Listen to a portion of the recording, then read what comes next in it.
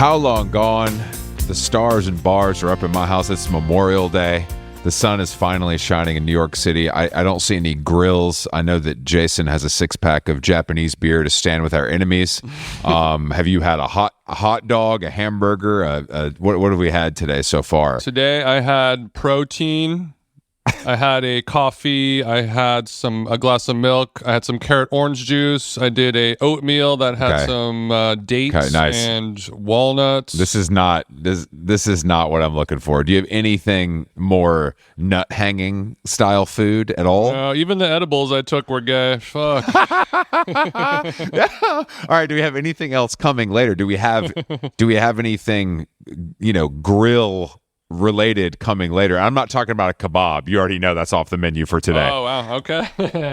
You know what I'm talking about. No kebab, no carne asada. This is going to be a tough one for me. No, I don't know what we're going to do because I did some grilling a couple days ago. Actually, I grilled up two fine-ass steaks from our friends over at McCall's. I did a little... Dude, hell yeah, brother. And a little ribeye. Hell yeah, brother. Woo. But you're not going to like this. I grilled them over expensive baller-ass charcoal. No. And then wait for it. Brought it inside and I chopped it up with my German steel blade, and then I made some nice carne asada tacos out of it. So my god, dude! It's a real race trader meal. That's crazy. You're mixing too many races with that meal. I can't even follow that. I didn't even know Mexicans could eat steak, but here we are. All right, let me say this then: if you don't want to grill, which I understand, there's a lot of mess involved. I'm sure charcoal's running low at your local Ralph's because it's it's such a holiday. Thanks, Saudi Arabia. Yeah, I know the Strait is still closed, so the charcoal's tough to get. But what about maybe going to a local sort of, going to In-N-Out where they got the Bible verse in the cup? In-N-Out. You know what I mean? Or even Chick-fil-A is open today because it's a Monday. I'm going to guess. I'm not sure. I haven't checked my Chick-fil-A surf cam yet to see what the line's looking like over there. But 2 to 3 in fare over there at Chickies. The Burbank location is beautiful. You know that. I know that the Burbank location, it looks more like a low security prison in Arizona or New Mexico, all this sort of square Chick-fil-A locations. But that my body, the chemistry, the soul, the chi of my body does not agree with Chick-fil-A as well as McDonald's. It rejects both as being soulless foods. Oh, I didn't know McDonald's had made that list. Okay, well, look, then in that case, there's a hotel in the Hamptons. They're doing a Popeyes collaboration for the summer. Which Popeyes in New York feels spiritually Asian. Feels wrong for the property value, but it does. And I know it's a delicious treat from what I understand. Okay, so you're not okay. I love Popeyes. Popeyes delicious. I'm not America Maxing either. Today I had a Linwich. You know what I mean? Because I was treating myself on a Monday. I went to the gym. It was quiet. But it was raining until about an hour ago. So now it's beautiful outside. The people are outside hooping. The guys are doing muscle ups. Everything's right with the world. But I haven't seen any flags. I haven't heard any fire. You know what I mean? I think to really experience Memorial Day, you got to be down south. You got to be on the pontoon at Oconee. You got to have an American beer in your hand. You got to have the swimsuit from Walmart. I feel like in the near future, if sort of the general opinion of America and its government continue to get worse and worse over time, Memorial Day is going to be one of the only kind of national holidays that we really celebrate. We're very anti-Chris Columbus. We're very anti, 4th of July. We're anti, everything is this and that. Indigenous Peoples Day takeover. But the memorials of, the people who died, that's going to be the last one to go down, because it's still the one where you can be like, well, it's crazy. A bunch of people died, so like we can't really like joke on it too much. So yeah, well, I mean, Christmas is clearly first on my list. The guy's fake. First of all, Christmas is a global holiday. It's not only in America, and it's not only it's a global holiday based on a lie. Is what I'm trying to say. Memorial Day is based on real events, whether you like them or not. So the quiet part out loud. Finally, whether you like them or not, it ain't based on fake bullshit made up by big corporations. Yeah. We all hate corporations. Bezos is saying, don't tax the nurses in Queens. You know what I'm saying? What about getting rid of these holidays that perpetuate money spending when we don't have it? You know what I mean? Gas price. I was paying $7 a gallon in LA You know what I mean? The eggs, who knows how much they cost? I can't even look at the price. I'll get sick. But nonetheless, we're buying presents we don't need I'm for paying people. $9 a gallon just so I don't have to look at some people. We're giving gifts to people we don't like, that we can't afford. It doesn't, that's the first holiday to Gave go. my brother a pepper grinder. He said, I can't Memorial Day, July 4th, these holidays, you go buy some cheap meat at Costco and you're outside with your shirt off and everything's good with the world. Think about it. It's one of the cheaper holidays, except for unless you did buy the boat that people are on, then obviously you're kind of underwater on it.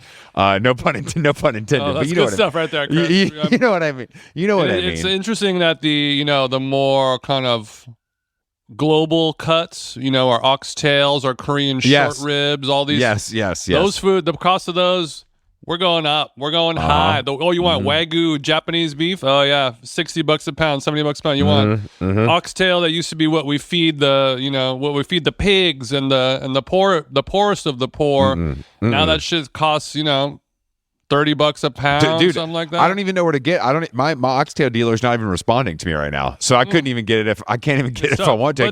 But then go over to Costco. You want a fucking tube of ground beef? It costs $4. You want exactly? I would like 1,100 hot dogs, please. All right, cool. Yeah, yep. Bring the truck around. That'll be $65.99. Exactly. I'm saying, Jason. This is even Boca Burgers. The inflation hasn't touched that. Not to bring it back to me, but maybe I thought you were going over to your brothers or something. You guys would get some Boca Burgers going. Those are still dirt fucking cheap. Beans are cheap. I'm not even going to get into the cost of abalone. Thank you for sparing the listeners. But I'm just saying it's something to think Trump about. Wouldn't even eat that in China. As we reevaluate all of our holidays based on our new political leanings and what offends us and what doesn't, I'm saying that the pro America ones are the cheapest and sometimes the least offensive when you really think about it. You know what I mean? That I'm more offended by Christmas and what it's asking of us and the religious beliefs than I am of a few fireworks on a hot summer's day in New York City. Same. Yeah, it gives you something to celebrate. Blowing stuff up, getting drunk, that's good. What am I celebrating on Christmas? A headache. As soon as you turn this many, I'm holding up 9 fingers. As soon as you turn this many,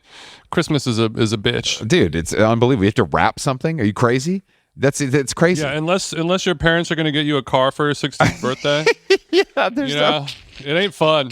It ain't fun. And then your birthday comes around, and it's like, oh, what happened? You got a little older, you got a little uglier, you got a little fatter, you got a little less hair. Exactly. And your brain doesn't work quite as good. And then next year, more of the same, but kind of compounded over time. What are we celebrating? Exactly. What are we celebrating? We're knocking on, you and I both are knocking on the door of big birthdays where at that point, you got to go to a foreign country to try to forget how old you are. You got to spend as much money as you can to bury your emotions. You know what I mean? When those birthdays start getting up there. But not with sex tourism, of course. Well, no, that's different. I know you're going to Thailand for your 50th, but I was thinking something more, for me, I'm not really looking into that, but I know that's more your thing. If we had to point fingers. Just really the scooter culture fascinates me. I want to go check it out.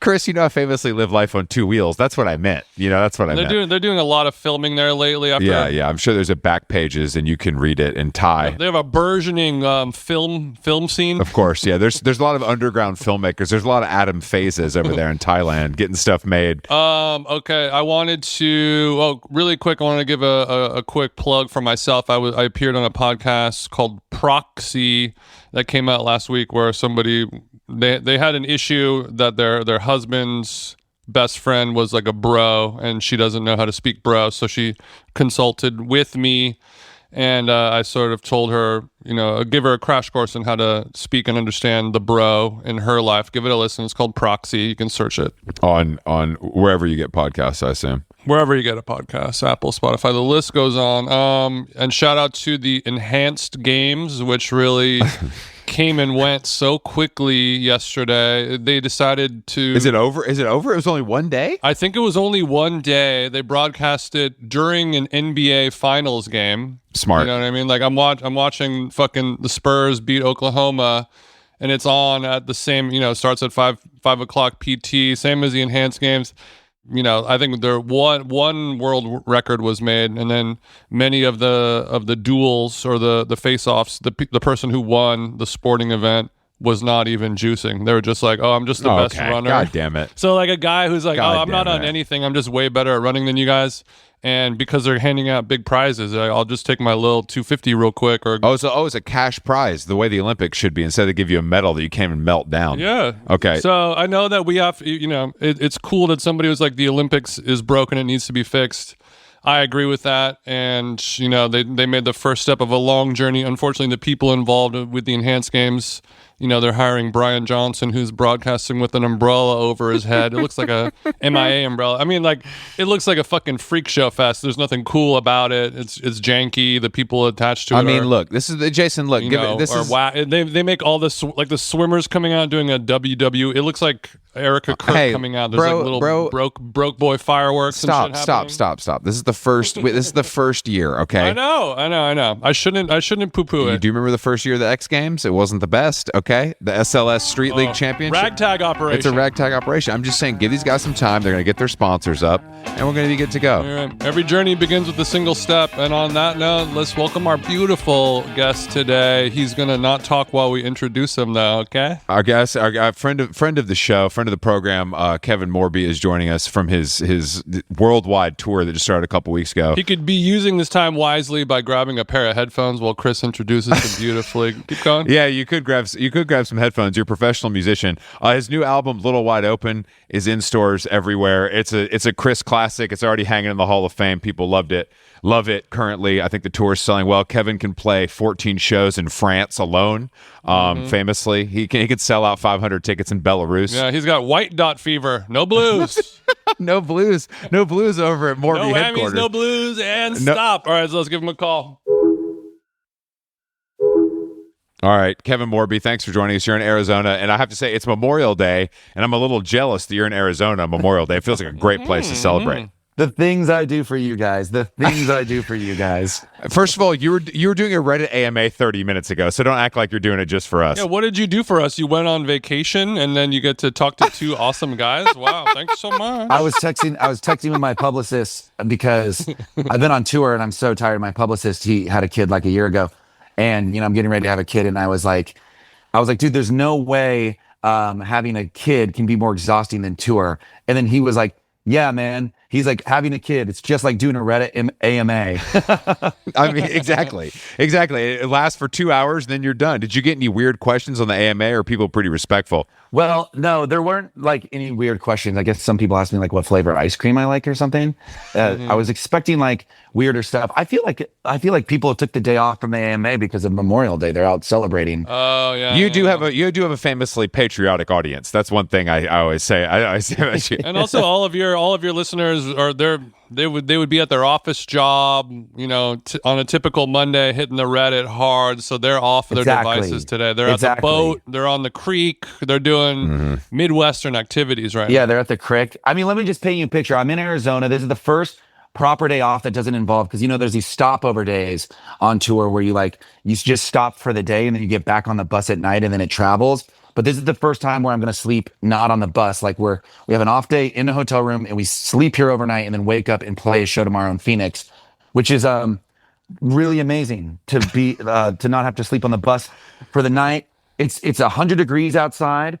I had to turn the air conditioning off for this podcast. It's going to get real steamy in here real quick. Okay. I don't know what the rest of my bandmates are doing. I think this is like it's been like 2 weeks, like a promo week in New York, and then like 2 weeks on the road. We're exhausted. So I feel like everyone's just gone into their little holes, and no one's going to emerge until tomorrow. Hey, Kev, I'm just happy that you're doing well enough where you got your own room, man.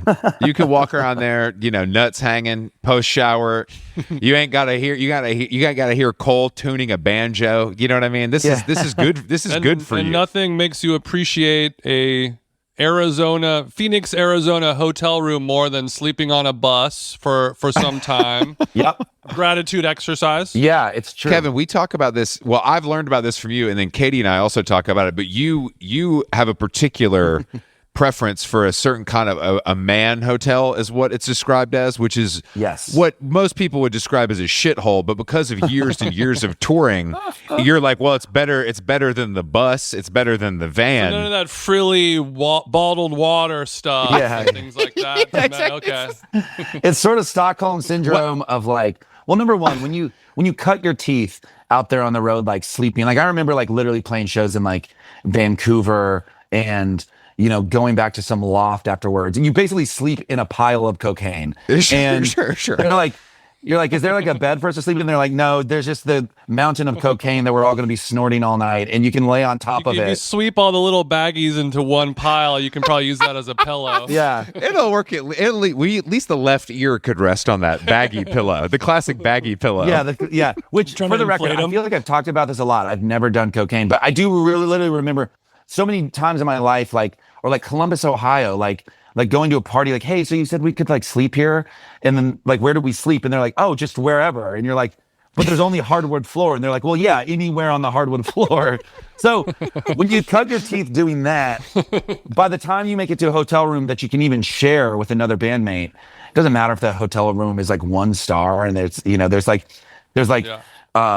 blood splatter from where people were shooting up or something. And you don't care. You're like, As long as the blood is splattered on a door that has a lock on it, you're happy. exactly. Shit.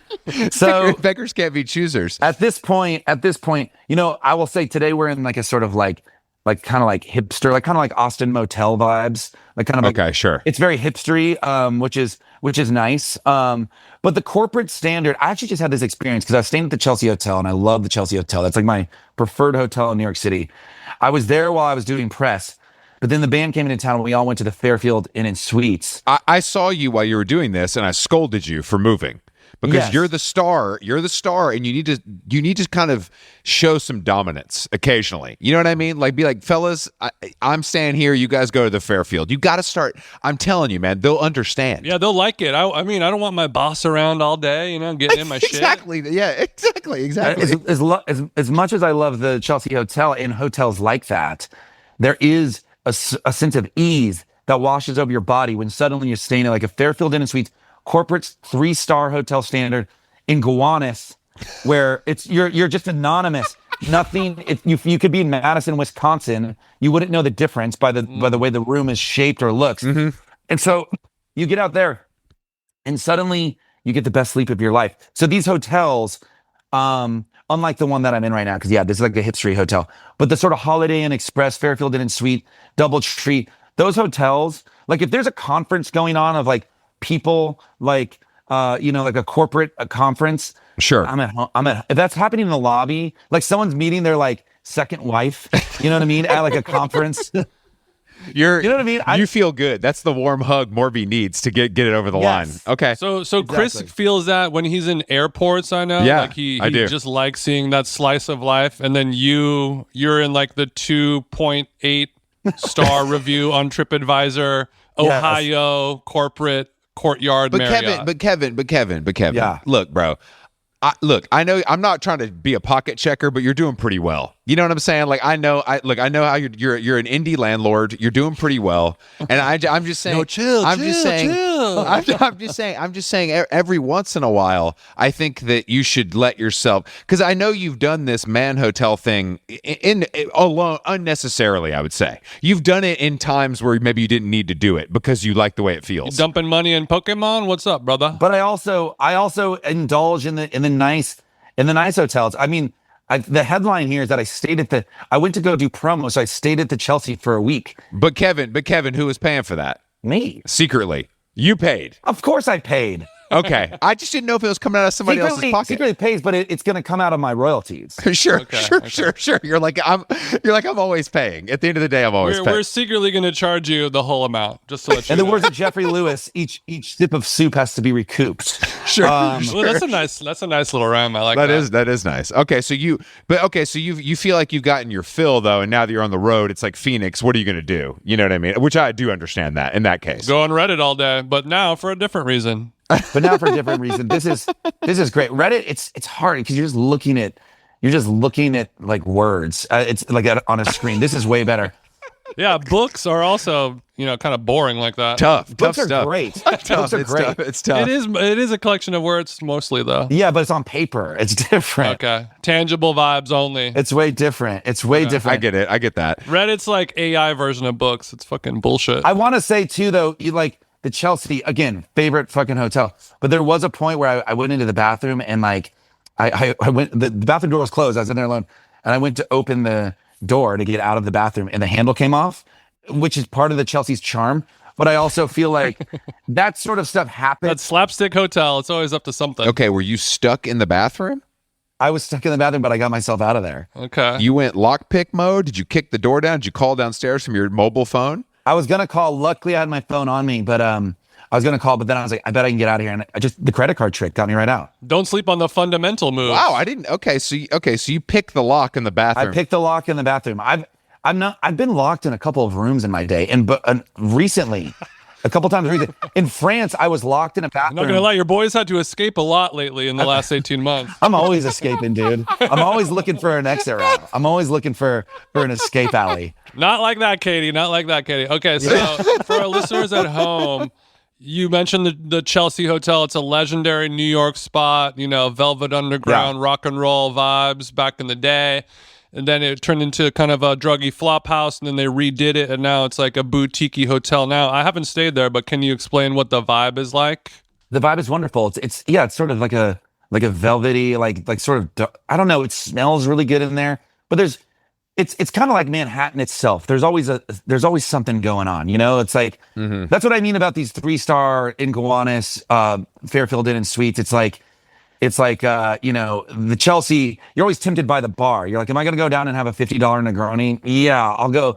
I will. It's like yeah, maybe not the I most. will. It's not the most restful place, but it's fun. Where you get to the Fairfield, you're like, what can I possibly? I guess I'll go down and maybe buy some like Ben and Jerry's from the I'm gonna get an electrolit for the morning. I'm gonna get an electrolit for the morning at the bodega. Exactly. See if they have the blue talkies down in the canteen tonight. Gonna watch Workaholics. So okay, Are you guys aware of the game Odds? No, I don't think so. no, we're not aware of any games. We're adults. What is odds?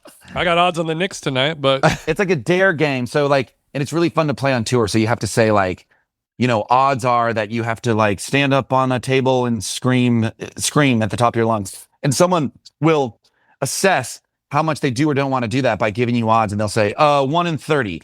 And then you'll count to 3. You'll say 1, 2, 3. And you both have to say a number at the same time that's between 1 and 30. And if you say the same number, they have to do it. Oh, okay.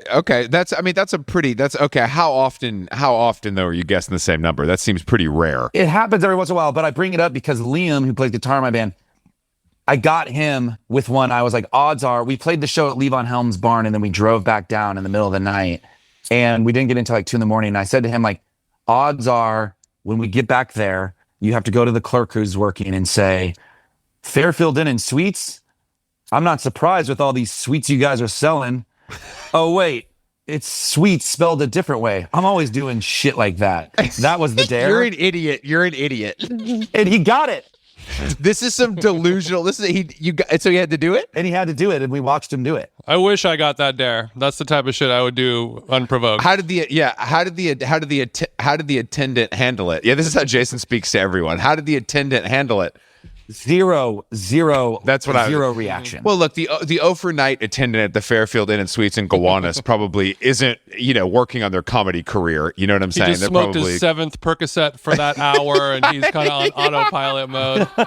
He's also watching American Dad on his phone. He had the vibe of like he had just killed the actual attendant in the back and was like, but like somehow figured out the computer, because Liam also needed a new key, so he worked it into that whole spiel. And so the guy, he was wearing gloves. He had like rubber gloves on the whole time. I was like, I think this guy just killed someone in the back and he's pretending to work here. He's melting the body down, yeah. I recently had an experience at a hotel where the key card stopped working every single day for 8 days in a row.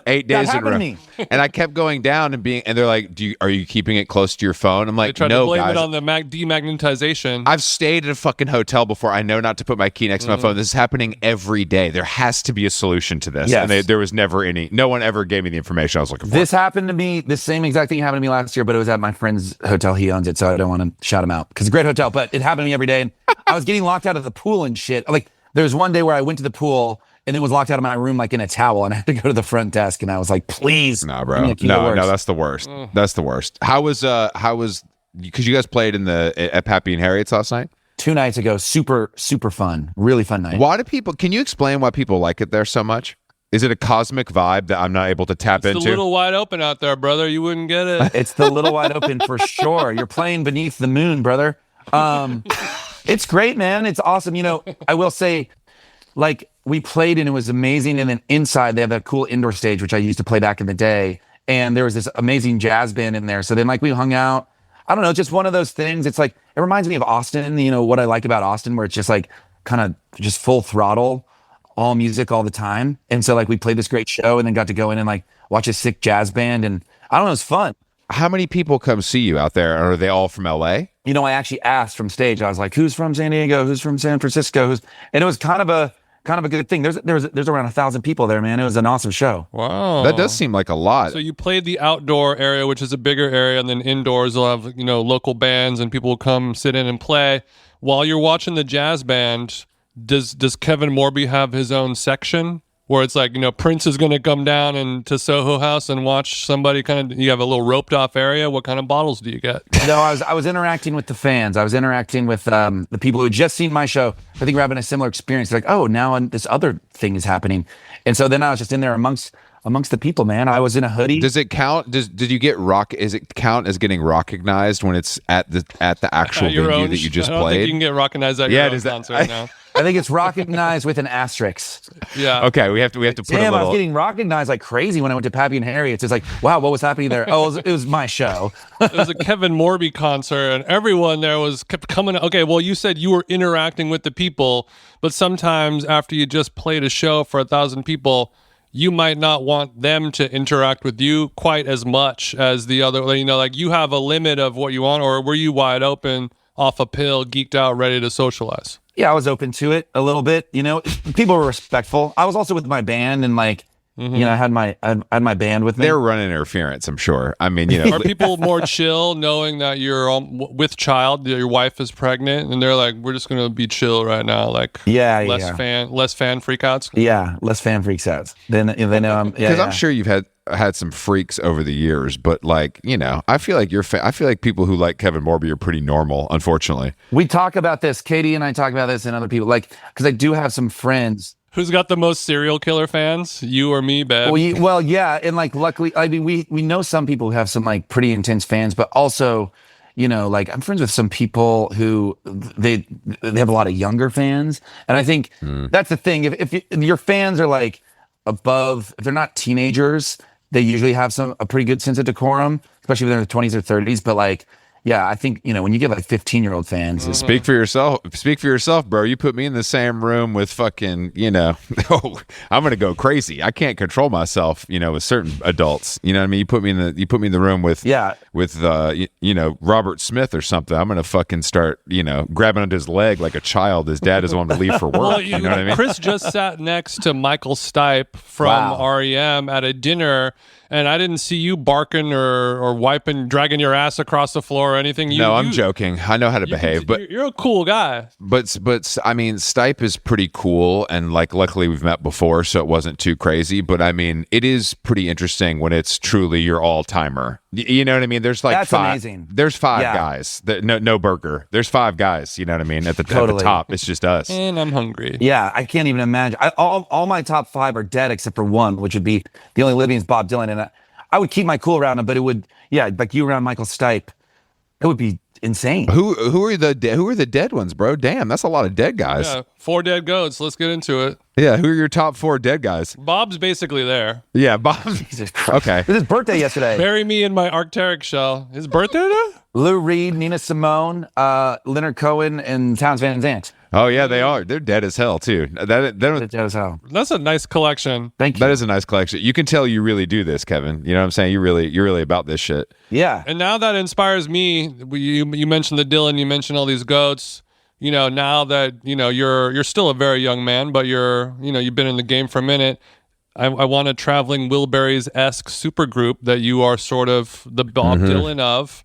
You know, get the Roy Orbisons over and get everyone. And I would love to. Yeah, who would be in your traveling Wilburys? So that's the real question. That's a great question. I don't know. Do you have to put Dessner in just because right now? You know what I'm saying? Dessner would be perfect in there. That would be great in there. Can he play every instrument? Yes, very well too. Very, very well. Okay, instead of George Harrison, MGK off top. You're Bob Dylan because that's your goat. Machine Gun Kelly. You know, ironically, Bob Dylan loves Machine Gun. I don't know. I like Youngblood for this. I like Youngblood for Tom Petty. I was with Bleach the hair. He's there. Jake Linderman and I went to see Patterson and Craig Finn, Patterson Hood from Drive By Truckers and Craig Finn from Hold Steady play a show recently. And someone took a photo of the four of us. And that was funny, you know, just the different generations, I guess, of like, you know, certain sect of indie rock or whatever. And Jake kept saying that I had early onset UNC disease, which is funny. You are suffering from early onset UNC. That's cold. I mean, you are the age somewhere in between him and the Hold Steady. So I mean, the shoe fits. But then you got what Kurt. They released my track star today, and Kurt Vile did his track star, and he was like, I know Kevin since he was a child, and I'm like, yeah, Kurt is in between like me or Patterson or me and Craig. So then, like, you know, like him or like Adam from War on Drugs, like that's, you know, those guys are in their 40s. So, you know, man. How old are you? What are you, 35? You know, 38. Oh, you're getting up there. Okay, I knew it was, but you're a true millennial ass. I'm a true millennial ass. You got a great head of hair, so it's tough to say. What is the okay? How did you do on Trackstar? How did our boy Jack put you through the ringer, or was it easy? I did good. He gave me a lot of contemporary stuff. Okay, so it was like your peers. It was like my peers, and then like the one that kind of stumped me early on was Jesus and Mary Chain, which of course I know who they are, and I just watched Lost in Translation, but it threw me. I was like, who the hell is this song? But I did pretty good. Yeah, it was. You know, he gives you a lot more than what is on Instagram, but Thank I got God. most of them. I had a tough time, bro. I was like, bro, Really? I wasn't prepared. I don't know. I just think I don't know. I just wasn't. It was not my thing. I was not good at it. It was fine. I was fine. It's nerve-wracking. It is scary. Like you think like, oh man, you watch other people do, and you're like, oh, I would slay this.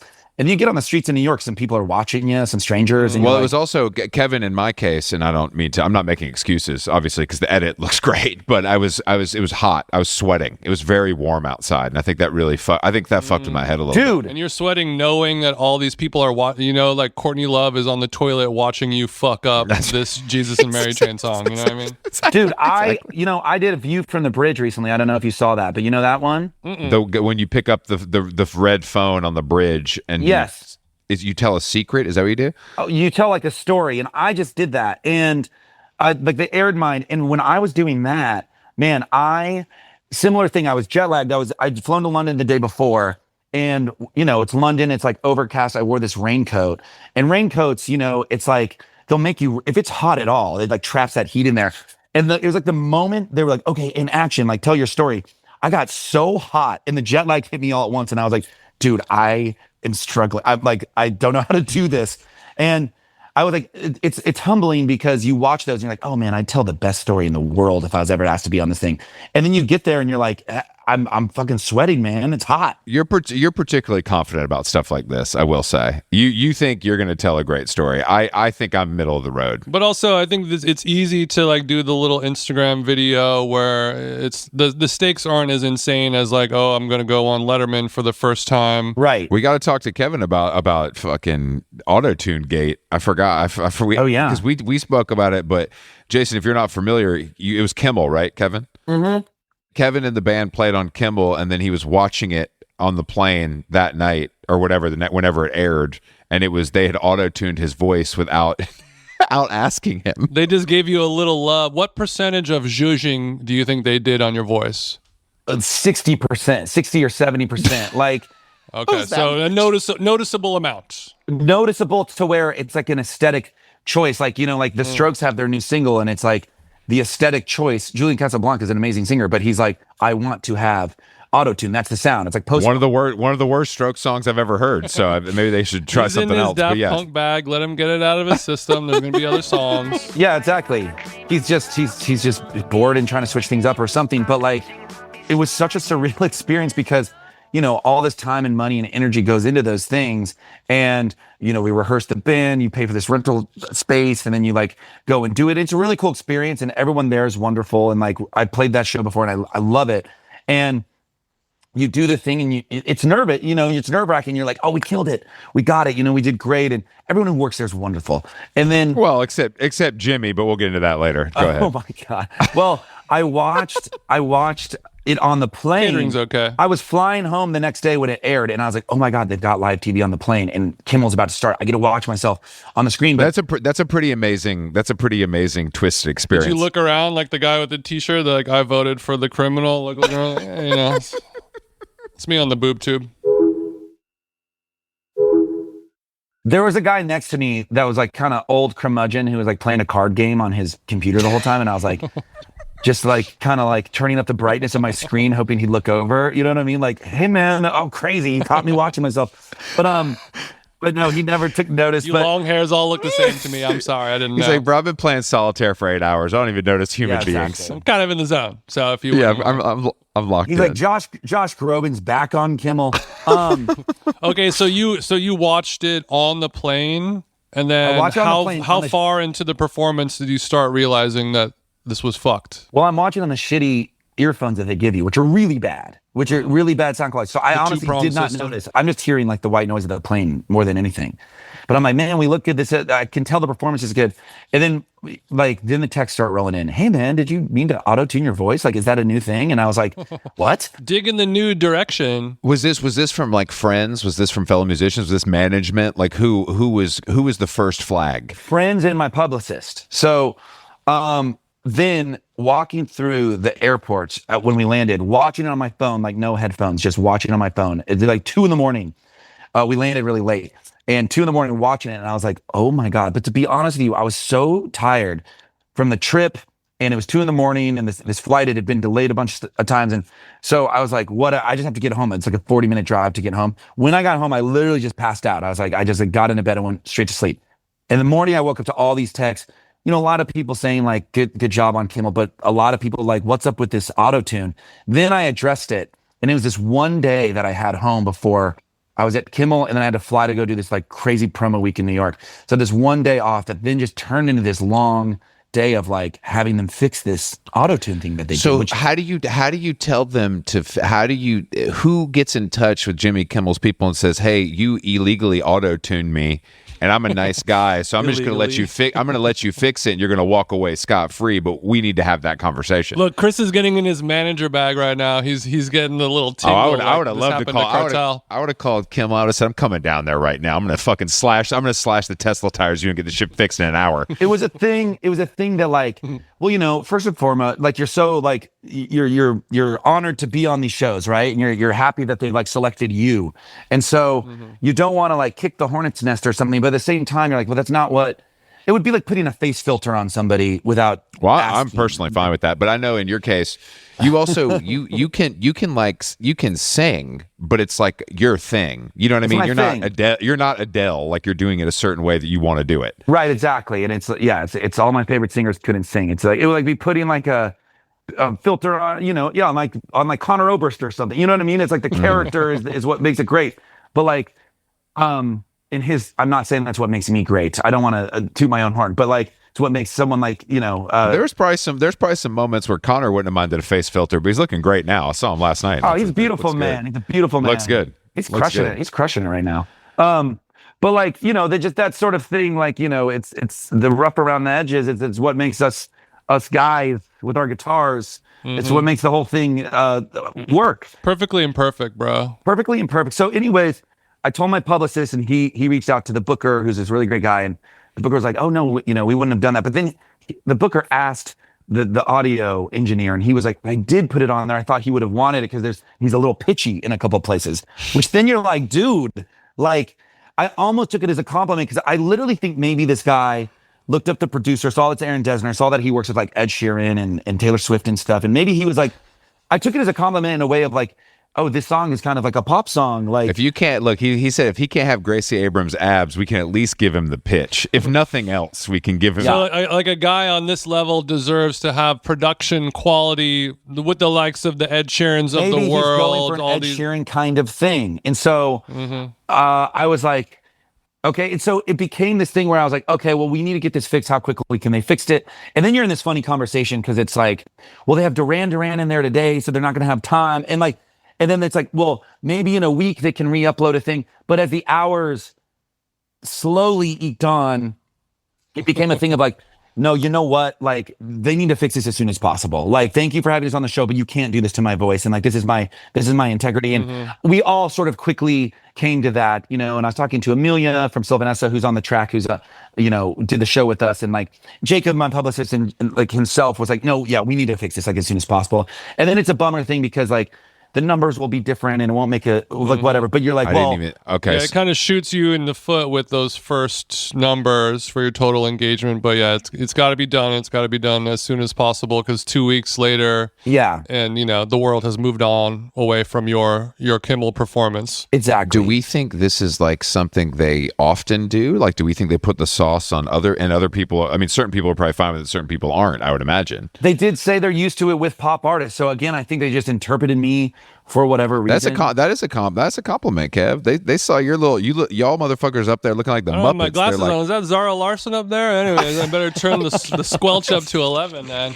I think too, and like, Amelia is like, I mean, she's a pop star. Like she's, Sylvan Esso is like a pop. I think the audio engineer probably did a little bit of research and was like, oh, I think this is like a pop thing. And that's like, pretty cool because if I looked at the fucking 80 y'all up there, I'd have been like, this ain't okay. I know what this is, and that ain't that.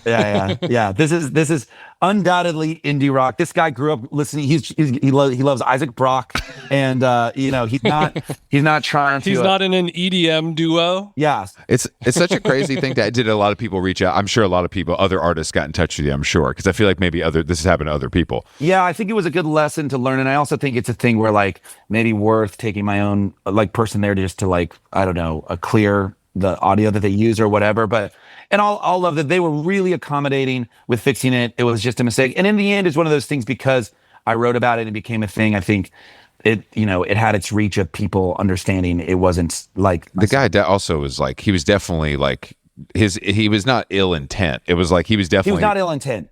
No. Yeah, but it's his fuck up because that's a big decision to make without consulting with you. Yes, it really is. Totally. That is a thing he should have ran by us for sure. Yeah. I'm just saying he wasn't trying to make it sound worse, I guess is what I'm trying to say. Totally. He's like, I'm trying to say, this guy can't sing, man. I got to fucking help him out. It's like a doctor, like, he put you under for a root canal. He's like, by the way, we took your balls out while you were under. Exactly. I didn't want to wake you up. Your nose was a little big, so we just trimmed it down a little bit. It wouldn't be taking the balls out. It would be like we put you under for the root canal, and we also gave you we put like a gem, We bleached your asshole while we were giving you while we took your tonsils out. a yin yang tooth gem. Hope you don't mind. We gave you a yin yang symbol tooth gem. Yeah. Now it's not permanent, but it's 18 months usually, and then it falls off. Exactly. We thought it looked quite cool, so I don't know. It's your decision, I guess. Once you So wake you're up, not into yin and yang? I don't know. All right, it was a big thing though. I have to say because I did watch it, but I don't know if I hate to say it. I don't know if I watched it before or after it was fixed. Do you know what I mean? Like I don't know. I definitely watched it. A lot of people didn't know. A lot of people, like my parents, like explained to my parents, it's like there's no way they could ever understand. A lot of people didn't know, but it's like if you know, like if you make records, you'll know. Basically, It's like feeding caviar to a pig. Just goes right above their head. They can't appreciate the nuance. What I'm saying to you, Kevin, is I think I should be able to tell, and the reality is I can't, and I'm coming to terms with that myself. That's Chris is a numbers guy when it comes to music. it was really on the word javelin. It'd be like a javelin. It is like Oh yeah, Oh, you went for a no, 12 dude. octave run on a single word. exactly. Damn, Kevin's been practicing. I guess that Mariah Carey vocal coach really E helped minor him. 7th to the D 12th. Okay. Exactly. Go off, bro. I don't know why I said D12. Sorry. That's okay. They're a great group, Jason. Don't put them down. So are you okay? So you're going, but you're on the road now for a while. It's a classic like 3-monther. Yeah. Well, when's the baby coming?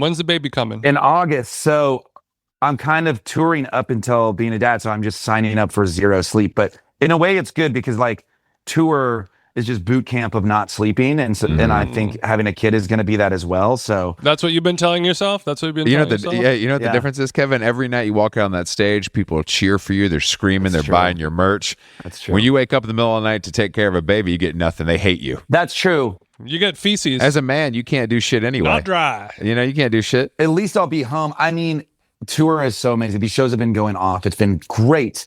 Right.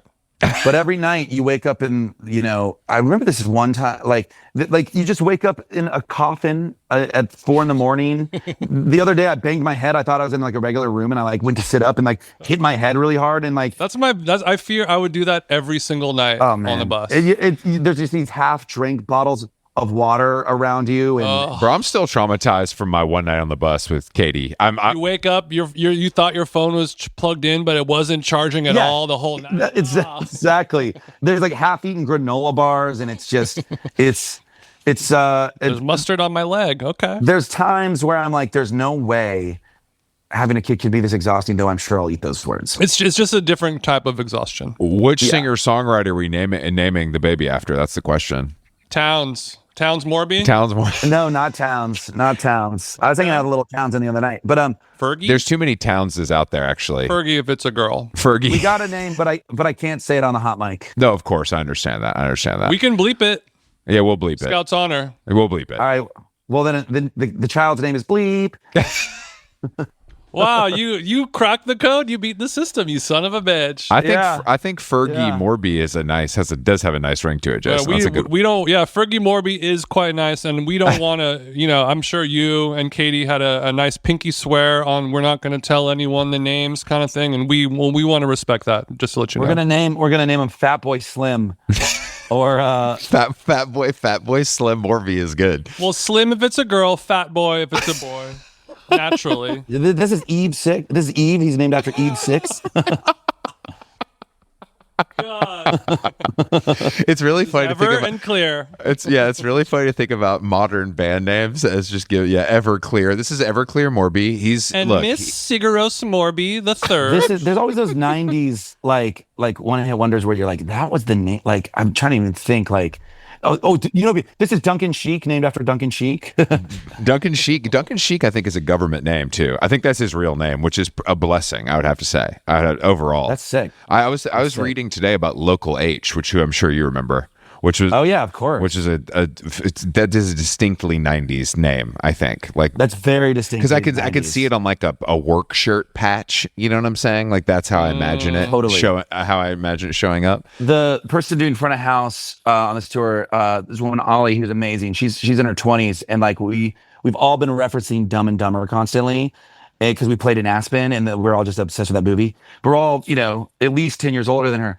And she said she'd never seen it. And so we watched it with her last night. And I only bring it up because the soundtrack is so good on that. And it's full of bands like that where you're like, who did this? Like, who sang Mary Mo? You know what I mean? A little 7 Mary 3 in the credits, something light, something light for the heads. Exactly. This happened to me actually with REM. These producers on a shoot where they were like, who's Michael Stipe? And I was like, he's in a band called REM, and they're like, Dude, it's mind-blowing when that happens. I'm like vaguely familiar with that, and I was like, I guess, sure, but it just seems so big to me, but I guess it is 10, 20 years old at this point. I think what's tripping me out now is that like I remember when like Lindsay from Snail Mail like maybe didn't know who like some band was, like the Breeders or something. I don't want to get it wrong. Yeah, because she'll call in. She'll call in. She'll call in. Shout out to Lindsay. I just saw her. But like it was a thing where like I don't know, like Lindsay didn't know who someone was or something, who I was like, oh really? Like I grew up with them.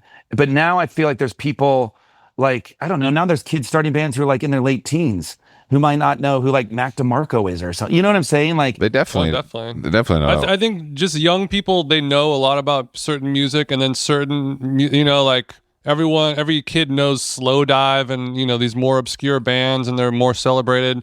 And REM, they just like the younger generation hasn't really grasped onto them with the same level. They need a TikTok. They need a TikTok thing to happen. That's the only way to really cross over. Stand video. That's the first TikTok dance, I would say. It's crazy. Yeah, some of these bands are like having this big moment because of TikTok. It's really, or these Renaissance moments, and it's really interesting to watch. But it's mind blowing when bands like Green Day is the perfect example, and also Strokes, they keep getting younger generations of fans. Where like some bands just become nostalgia acts. Like Blink-182, I went to see them at MSG, and there wasn't like a person there who was under 30, but like, some like Green Day, like there's a 15-year-old out there right now who's discovering Dookie, and they're like, "This is my favorite album. It's amazing." Like you know what? I hate George Bush too. Fuck this, man. Exactly. I was in Montrose yesterday, which is a little suburban neighborhood in Glendale. It's like the very Anytown, USA kind of middle of America vibe. Yeah. And there was a group of maybe 12-year-old kids all on mountain bikes, and one of them was wearing a brand new Blink-182 t-shirt with like a modern logo on it, like just got it at a show this week. Oh, that's cool. It's crazy how some of them are like, you're a legacy act, and then you just keep going. You just keep going. It's really interesting. I have this whole theory where I'm like Billy Joe from Green Day. He reminds me a lot of Jeff Tweedy in a way, because I feel like those guys, they're always doing something. They're always doing a side project, or they just keep going, and they keep like releasing like good stuff, and Gonna do this tour, gonna produce this guy's album, gonna do this cruise. And I think it comes from the fact they really are just like obsessed with music. Like I always hear that like Billy Joe's in town in LA with his cover band doing like 3 nights at the Troubadour, and you're like, man, that guy had sold out stadiums, and he's choosing to do that. I think similar thing with Jeff. Where Jeff, he can play these big theaters, but also he'll go into clubs and do solo shows, and it's a cool thing. Cool thing to see. Yeah, but are you jealous when Billy Joe from Green Day plays a 67,000 person stadium, and then goes straight to the bar to do covers with his friend? Like when you're watching the band at Pappy's, are you thinking like, I should be up there too, like Billy, or are you happy with where you're at? I'm happy with where I'm at, but you always want more. You always want whatever you're at becomes like your new zero, and then you say, oh man, if only I could ever play to like 200 people, and you play 200 people, and then there's 500 people, then there's 1,000, then you're like, oh, if only it was like 3,000 every show. Okay. But what if you hit the if only I could sleep tonight? Yeah. You know what I mean? That comes for you eventually, right? That comes for you eventually. There's that great scene in The Wire where I always forget the character's name, but he's the guy who's like always working on like the little like sailboats, and he says to McNulty, like, it's not about the case at the end of the day. At the end of the day, you got to go home and have a life. There's always going to be another case, and the case can't be your whole life. And it's the same way with music. I make a comfortable living my dream, and I built this thing, and it's so wonderful, and I've been doing it for so long. But there's times where you really have to zoom out and be like, hey man, it's great out here. I'm doing great. Yeah. And I can't believe I'm still doing it. I've been doing these VIP packages, which is, I was worried about them going into it because I was like, Okay, Chris Brown, I can't wait to see the pictures. what? Chris, your connection's kind of bad. He said, okay, Chris Brown, because he's known for his fan meet and greet experiences, charging several thousands of dollars to sit on a big girl's lap. Oh, wow. Several $1,000s, and then maybe a thick woman would sit in his lap. Is there a photo of you of a woman wearing some big Bud Press overalls and you're sitting on her lap? No, but a bunch of kids drove up from Mexico to the show in San Diego last night who were cool as hell. And one of them had this like sort of Bodie style, like embroidered shirt that his like girlfriend had made him that was all my lyrics. It was sick. Wow. Commitment. These things, these meet and greets, again, back to the rock ignition not being overwhelming. It's not too overwhelming or taxing. And it's like, I was worried that it would sort of be exhausting, an exhausting thing to do before then having to play the show. But it's actually really rejuvenating, and meeting these people, and they come in and you just hear their stories and like why they like your music. And some of it's really casual, but some people are like, man, I got diagnosed with stage 4 cancer, and they got me through my chemotherapy. And like you hear stuff like that, and it's really just like, oh man, I'm really lucky to be doing this, and that my work is connecting with people. They should pay extra for that. If you're gonna get emotional on me, I gotta charge a little extra. I gotta hit you for extra $150 if you're getting emotional. No, that helps, because sometimes you need help with a little gas in the tank to get up on stage, and all those stories will gas you up, right? You need a little gas in the tank, and like it's this record's been, all my records generally reviewed very well, and like you see some reviews. I will say this is the first one in a while where there's the amount of reviews I've stopped reading them, because I'll read some of the reviews and they've all been really really great. Kevin, you can't read the reviews. You can't read the reviews. Everyone says that, but everyone kind of does. Everyone kind of does. Sure, but you were, you know what I mean? But so Pitchfork gave you a favorable review, but you didn't get the I didn't get the crown. You didn't get the best new music. That was an issue for you. You didn't get the BM, the best music. What number did you get though? I don't know. It seems like Chris knows. Chris, why don't you enlighten us? I don't know. You told me about it, so I don't know. Eight something. 8-0. 8-0. It seemed like I was primed to get the best new music, but then it didn't happen. But you know, man. 0. 8-0. It was a great review. The guy was a great writer. It was a great review. Yeah, I mean that's getting an 8 on Pitchfork in 2026. That is something to celebrate. That's not something that you see too often, unless it's just you and Drake, basically. I feel like they also don't give that to like guitar music because they want to give it to like some freaky EDM bullshit or something that like I don't understand. You know what I mean? They did the profile and then they like had my like pictures of the lead review, and I was like, I think they might give it best new music, but you know, they're tricky. They're like coyotes, man. They're tricksters. You never know. You never know. Like literally going into it, it's like, okay, they gave me the profile. They might give me like a 6. You know what I mean? And like you just have to be prepared for that. And it is crazy to get the full profile with photo shoot in hometown, and then hit you with the 5.5. That does feel a little. That sucks. it's happening, motherfuckers. But it is coyote like. That website in particular.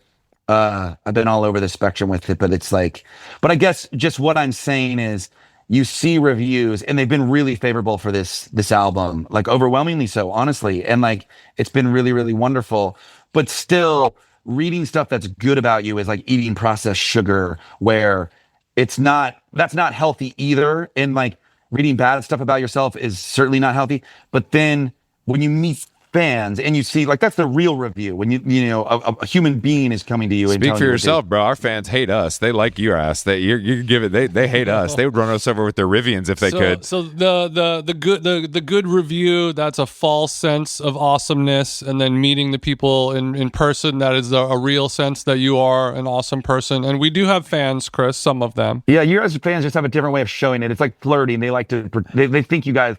They think you guys like the jab, you know. They nag us. It's like first graders on the playground, like they punch us if they to show their love. And I'm not even saying that I got to meet the fans to feel the love, but just the people being at the shows and like seeing that they're singing the songs. It's such an amazing. Well, no, it seems like the record's really good, and it seems like people are saying it's maybe the best Morby they've heard is what It's your moon in Antarctica, people are saying. Exactly. That's what the streets are saying. But I mean, can you feel a difference at the show? Like, do people know the songs already and shit? And it's pretty early on. Yeah. It feels a little bit like a level up, which is really exciting. What Kansas City wise, do you think this has put you in a different power ranking?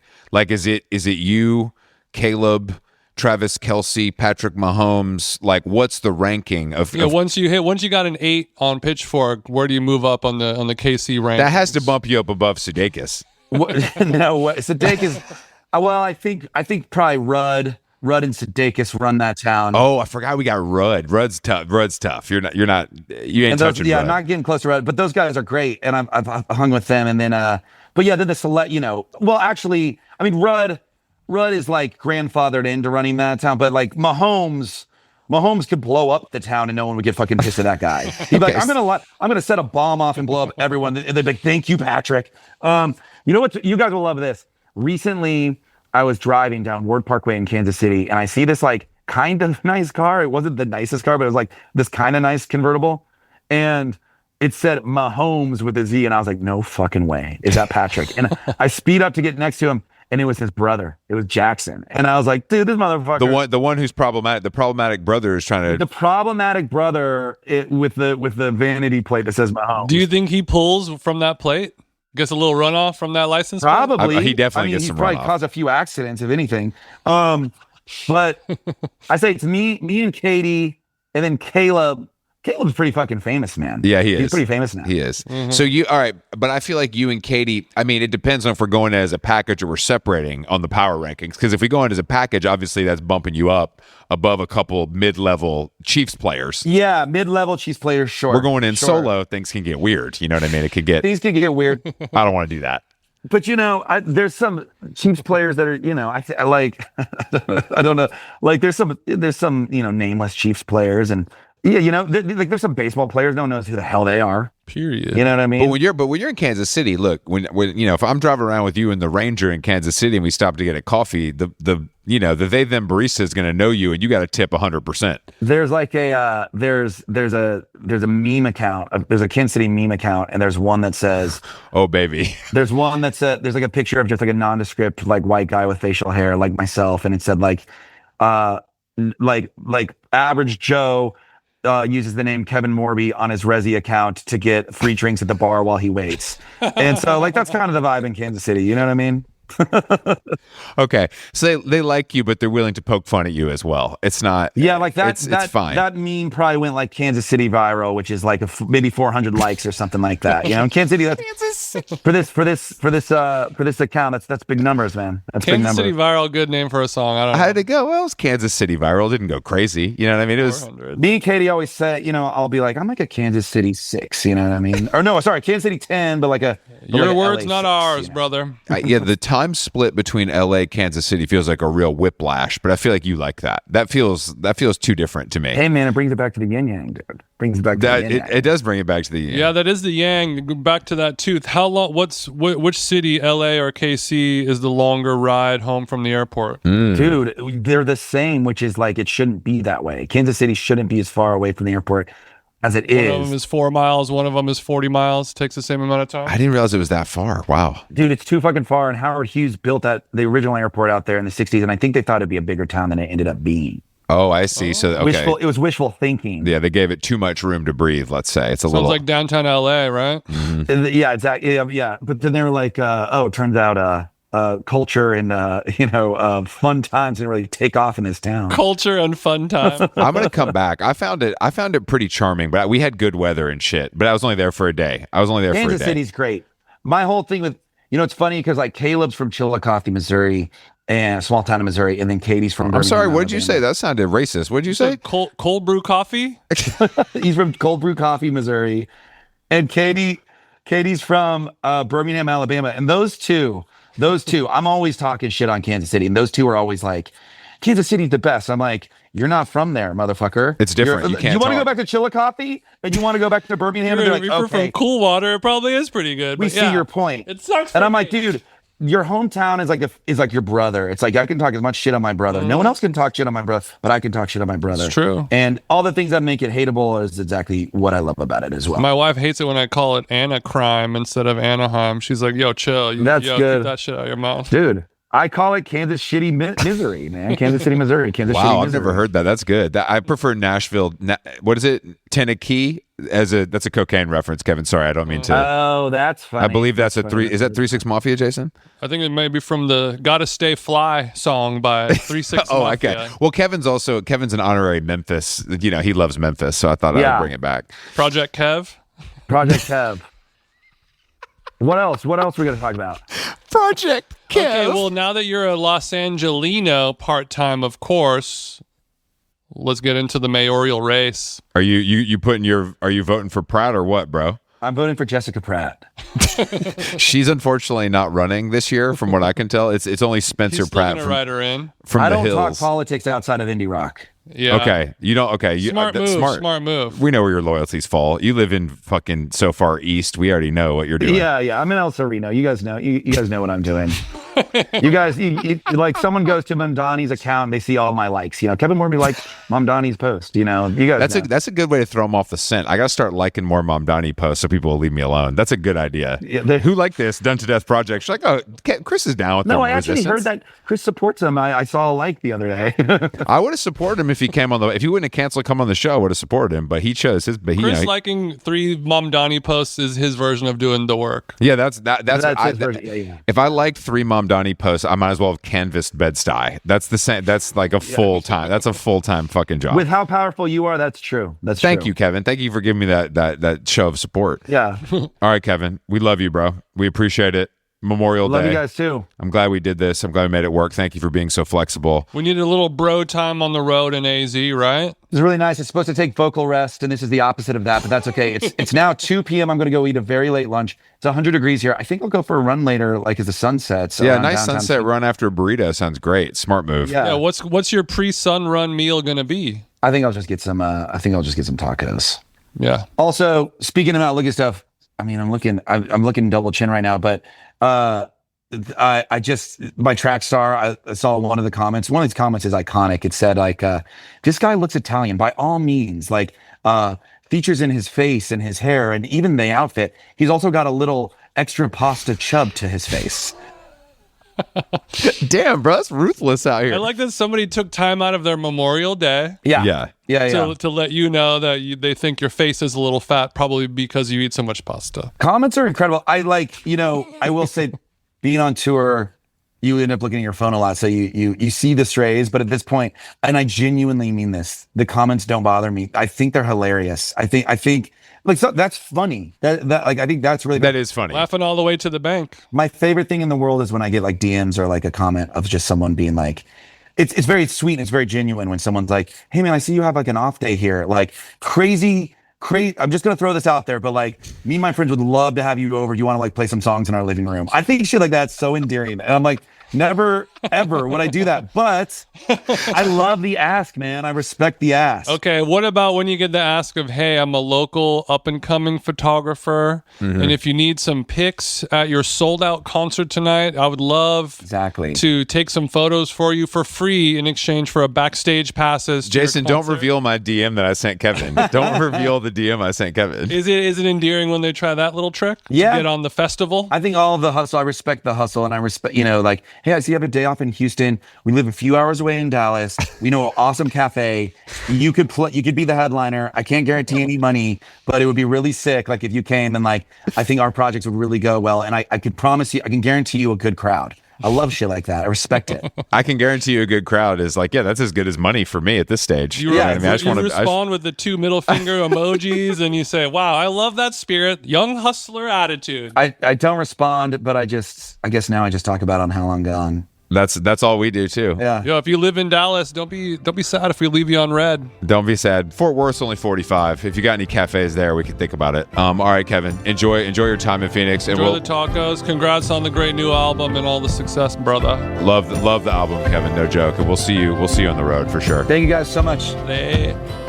Mama, I got dreams, and I'd do anything for you to watch me dance, or listen to me sing. In a world that kills, oh, I will not sit still. It's not suicide if I die.